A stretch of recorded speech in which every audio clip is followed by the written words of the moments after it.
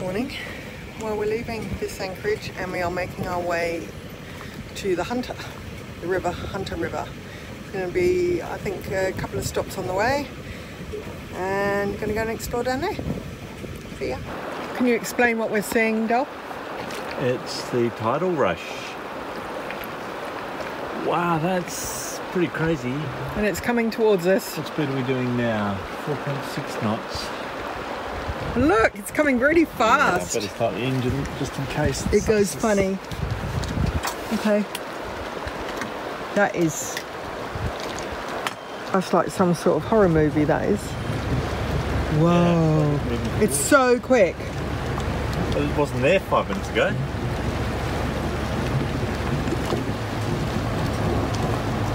Huh. Bizarre. Look at the whirlpool there in the middle. Wow, that's crazy. Oh, look over there. We went from hardly moving at all to 9 knots. All the little things have gone now. So it's just a little passage, is it? Yeah. Yeah. Fish on!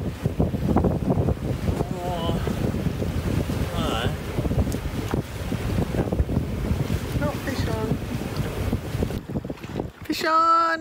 Well, I hope so. Hard to tell when you get the paravan on. Pretty heavy. Little one.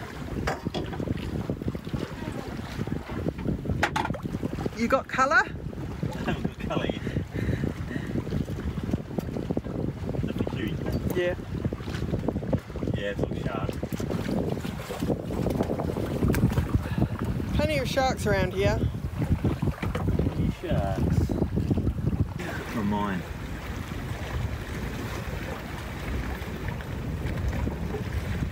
Wind's picking up. Yeah.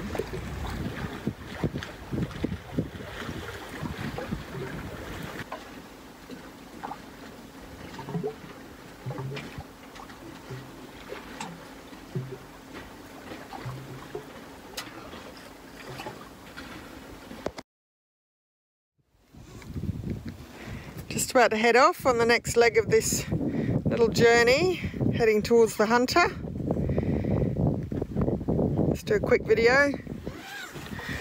Little memory of this spot. We didn't actually go ashore here. We just pulled in. It's much greener than where we've been and a bit taller. So Magnus is just getting nutshell ready to go. I'm getting nutshell ready to go on the inside. And then we'll head off. Anything to say? Nah, all nothing. Good. All Lovely good. Day. Everything's good. Yeah, another beautiful day in paradise.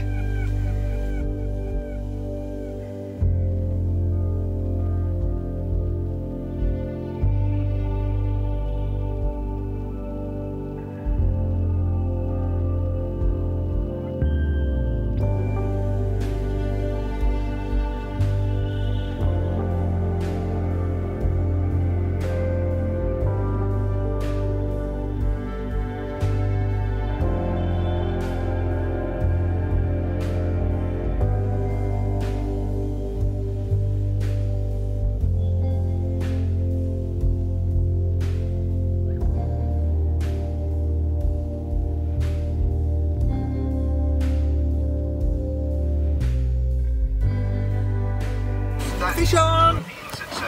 It'll be a shark. Always a shark. Shark. Another shark. What does the shark feel like? Just like weight. Is that what that feels like? Oh no, it's kicking. No, it's a fish. Oh yeah. Yes? Yeah, it's from side to side to side. So what do you think it might be by that behaviour?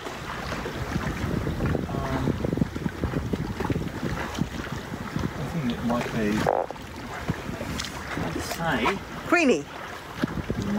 Maybe a queenie. What did we jump on now? Mackerel. That's no mackerel. It is. Have you got colour? Yeah, it's a shark. Oh. No. Yeah, it's a shark. No. Not another one.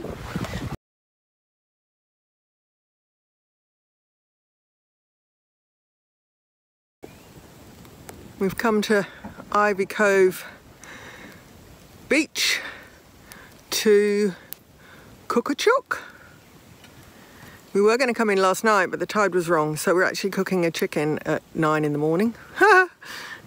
Anyway, you do what you can. So this is a site we visited before, and I'll have to look up the history again, but there's a boab over there that's been inscribed with ivy. Can you remember the story of the boab here? Yeah, it's just a fishing pearling boat that you call the Ivy. They used to anchor here quite often, and they inscripted there or etched their name into the tree, as Philip Parker King did with the mermaid, only not far from here, and they did that boab tree, so it became Ivy Cove. And we're here to cook a chook. Yeah. At 9 in the morning. Yeah, I spatchcocked a chook last night, so fairly good one. How many kilos? 1.5 or 2.5? Yeah, 2.5 kilos. I can't remember. So we'll get this fire, get some coals, and then we'll throw the chicken on while the tide comes in. The thing, we were on the beach this morning with the main boat. The beach was only 30 feet away. Yeah. I don't know what it is with hermit crabs, but every time you light a fire, they come towards it. And then they get close enough to realise it's hot and turn around and go the other way. Bought a frozen chook when we were in Broome. Spatchcocked it last night, spread it out, thawed it out, and I'm going to chuck it onto here and cook it up, get it a bit smoky.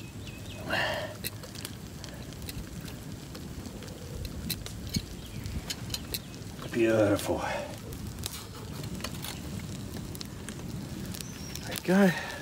Once the coals die down a bit, I'll put some rocks up there and we'll move the chicken over there. So you can see all the hermit crabs. Tell me about the hermit crabs. Well, they all come from way up there to run towards the fire and then run away. Look at them all. Thousands of them coming here. Literally thousands.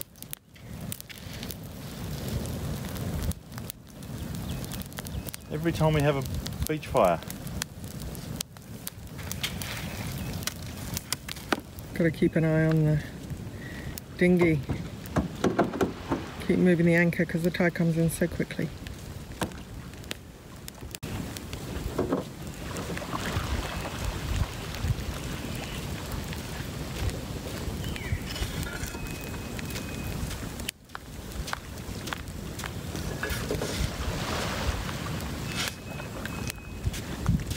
It's quick, isn't it?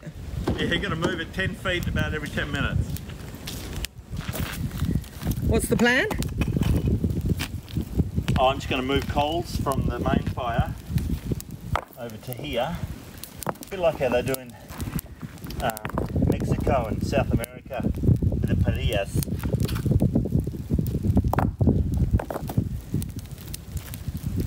Don't want the hermit crabs to go in there.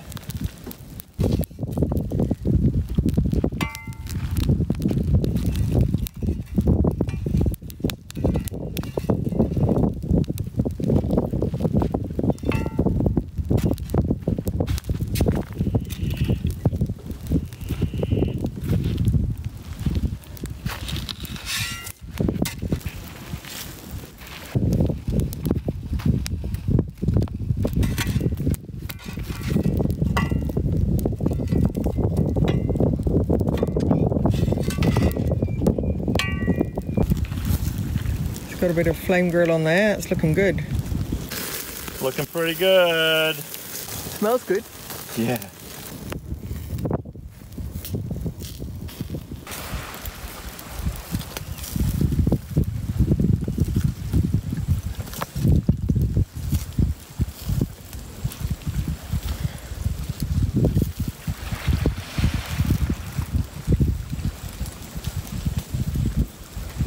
41.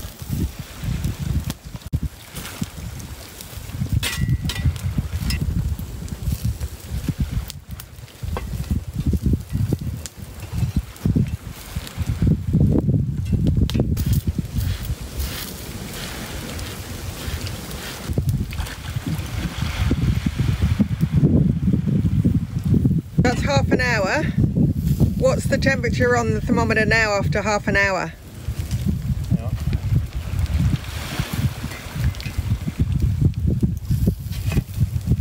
55. In the breast? Yeah. 55 in the breast. This will be a good test to see how long it takes to do this. Mind you, the ambient temperature is about 36. In the sun it'd be 40. Not more, 50. Yeah, just check the two breasts and the legs are 10 degrees hotter than the breasts.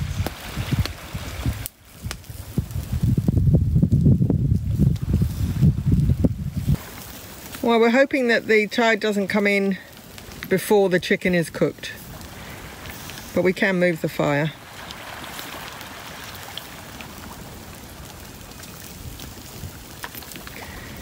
Magnus has probably done this about 8-10 times so far. And every rock moves. Nothing is stable.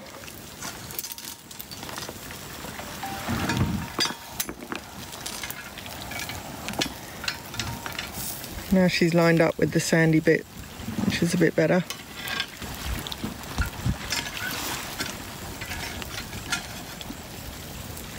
So the tinny's almost made it up to us. Magnus is doing the final check on the temperatures. 78 degrees. In the breast? Yep. And it's... Oh, well, we'll give it 5 minutes to brown the other side. Yeah, 77's the magic number, so... Nice. In the nick of time.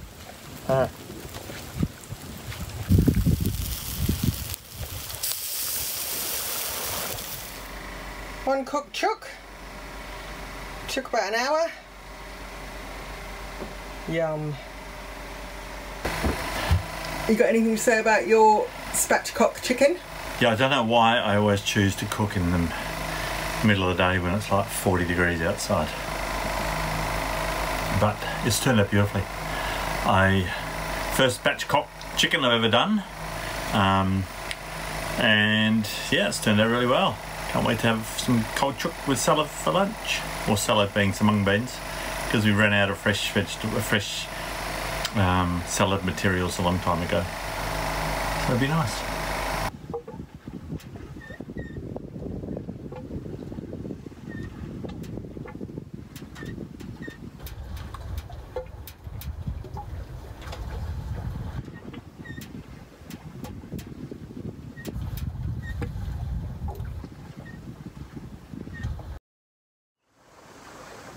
That's so narrow up there. We stopped at the right spot.